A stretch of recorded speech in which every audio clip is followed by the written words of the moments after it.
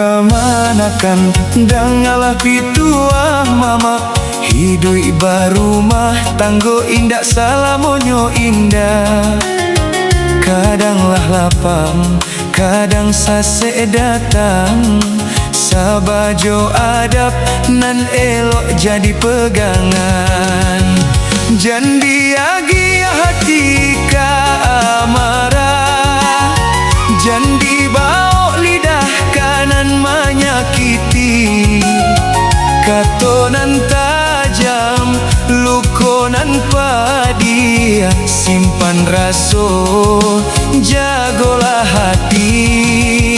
Laki-laki jadi tunggak koko, bini jadi limpah peh rumah nan gadang.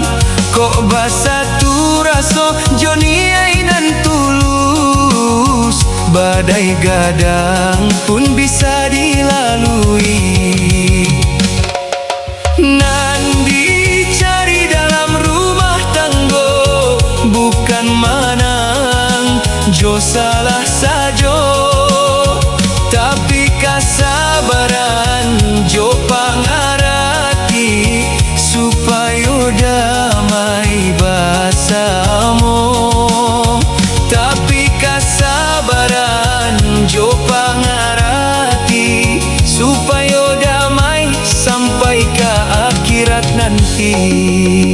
Inget bana masalah dalam rumah, jandi pajang ka orang luar, cukup di dalam diselesaikan.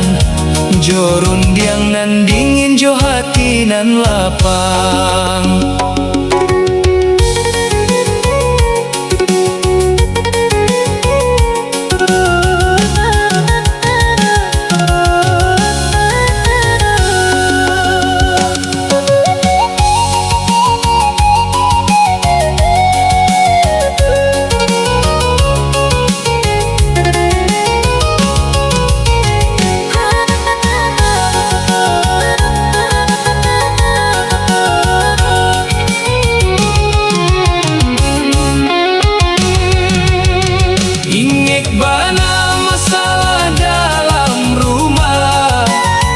Jandi pajang ka orang luar, cukui di dalam diselesaikan.